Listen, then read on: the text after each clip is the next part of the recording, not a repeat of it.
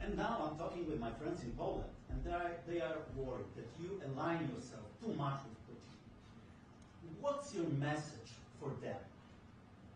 Well, if I didn't align myself with both of them, you'd never have a deal. You want me to say really terrible things about Putin and then say, "Hi, Vladimir, how are we doing on the deal?" That doesn't work that way. I'm not aligned with Putin. I'm not aligned with anybody. I'm aligned with the United States of America and for the good of the world. I'm aligned with the world, and I want to get this thing over with. You see the hatred he's got for Putin. It's very tough for me to make a deal with that kind of hate. He's got tremendous hatred, and I understand that, but I can tell you the other side isn't exactly in love with, him either. So it's not a question of alignment. I'm aligned with the world. I want to get the thing set. I'm aligned with Europe. I want to see if we can get this thing done. You want me to be tough? I could be tougher than any human being you've ever seen. I'd be so tough. But you're never going to get a deal that way. So that's the way it goes. All right, one more question. Hey, I will respond to this. So look, for 4 years in the United States of America, we had a president who stood up at press conferences and talked tough about Vladimir Putin, and then Putin invaded Ukraine and destroyed a significant chunk of the country. The path to peace and the path to prosperity is maybe engaging in diplomacy. We tried the pathway of Joe Biden of thumping our chest and pretending that the President of the United States' words mattered more than the President of the United States' actions. What makes America a good country is America engaging in diplomacy. That's what President Trump is doing. Can I ask you? Sure. Yeah? Yeah. Okay. So he occupied our parts, big parts of Ukraine, part of East and Crimea. So he occupied it on 2014. So during a lot of years, so I'm not speaking about just Biden, but those time was Obama, then President Obama, then President Trump, then President Biden, now President Trump, and God bless, now President Trump will stop him. But during 2014, nobody stopped him. He just occupied and took. He killed people. You know what the contact 2015.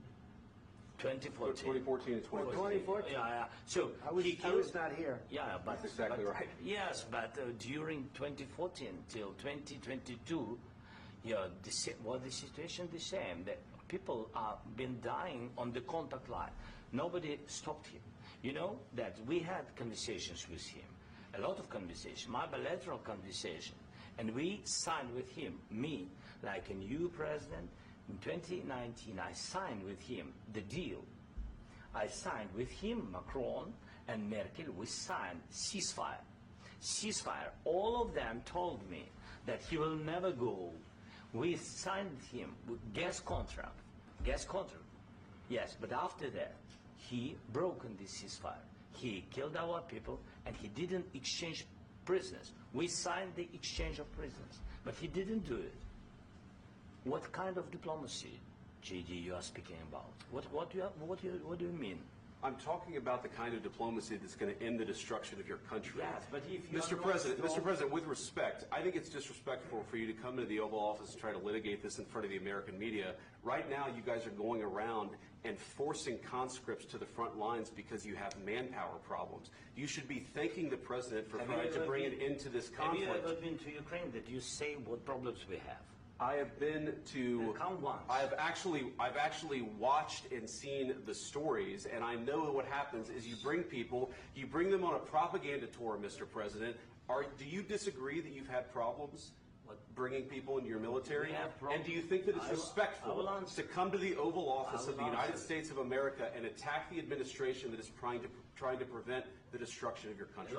A lot of questions. Let's start from the beginning. Sure. First of all, during the war, everybody has problems. Even you, but you have nice ocean and don't feel now, but you will feel it in the future. God bless. You don't know that. God bless. God bless. You will not have a war. Don't tell us what we're going to feel. We're trying to solve a problem. Don't tell us what we're going to feel. I'm not telling you. Because you're in no position to dictate that. That's Remember exactly this. what You're in no position to dictate what we're going to feel. We're going to feel very good. Feel influence. We're going to feel very good and very strong. You will feel influence. You're right now not in a very good position. You've allowed yourself to be in a very bad position, and he happens to be right about it. From the very beginning of the war. You're not in a good position. You don't have the cards right now. With us, you start having cards. Right now, you don't. You're playing cards. You're playing cards. You're gambling with the lives of millions of people. You're gambling with World War III. You're gambling with World War III. And what you're doing is very disrespectful to the country, this country.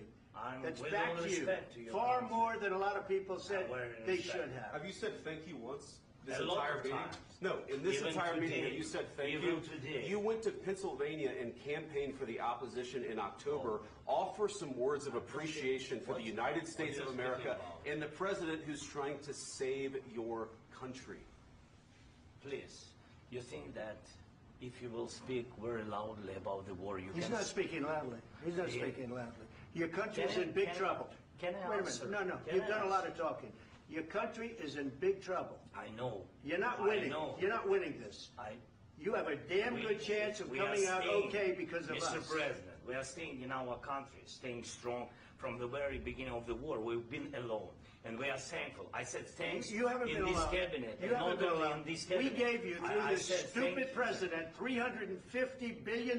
You voted we gave for you your military president. equipment, You and you voted men for are your brave, president. but they had to use our military. What about If you didn't have You our invited military me- equipment, you invited if me you to didn't speak- have our military equipment, this war would have been over in 2 weeks. In 3 okay? days, I heard it from Putin. In 3 days, this is something Maybe new. less. In 2 weeks, of course, yes. It's going to be a very hard thing to do business like this. I tell you. Just say thank you. I said a lot of times that there, thank you except to that, American people. Except that there are disagreements, and let's go litigate those disagreements rather than trying to fight it out in the American media when you're wrong.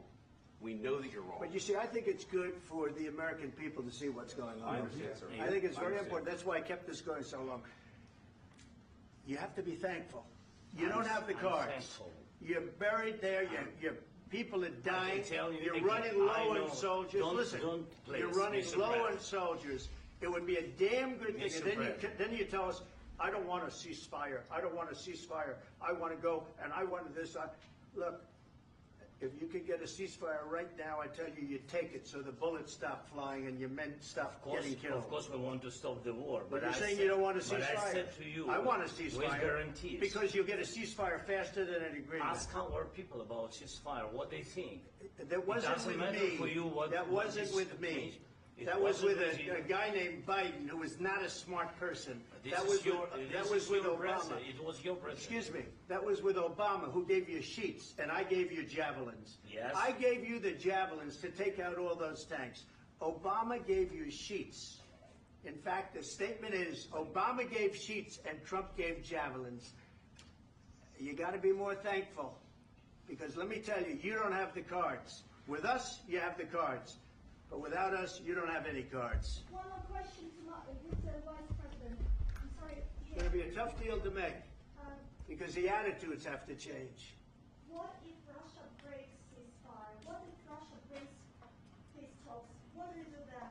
I understand that it's a heated conversation right now. What are you but saying? what She's if asking, what if Russia breaks the ceasefire? What if anything? What if a bomb drops on your head right now? But they have Okay? broken What if they ceasefire broke it? many I don't know. They broke it with Biden because Biden, they didn't respect him. They didn't respect Obama. They respect me. But what Let me tell you, Putin went through a hell of a lot with me. He went through a phony witch hunt where they used him and Russia. Russia. You ever hear of that deal? That was a phony Hunter Biden, Joe Biden scam. Hillary Clinton, Shifty Adam Schiff. It was a Democrat scam. And he had to go through that. And he did go through it. We didn't end up in a war. And he went through it. He was accused of all that stuff. He had nothing to do with it. It came out of Hunter Biden's bathroom. It came out of Hunter Biden's bedroom. It was disgusting. And then they said, oh, the laptop from hell was made by Russia. The 51 agents. The whole thing was a scam. And he had to put up with that. He was being accused of all that stuff. All I can say is this.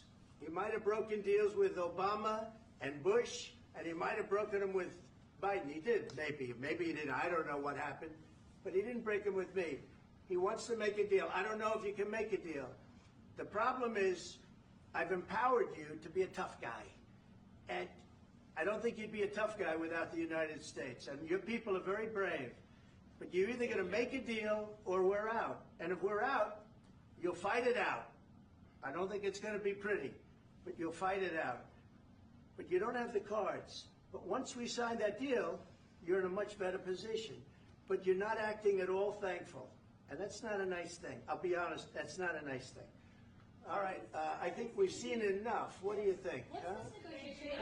This is going to be great television, I will say that. All right. We'll see what we can do about putting it together. Thanks, sir. I need the back of this. We'll see. I don't know.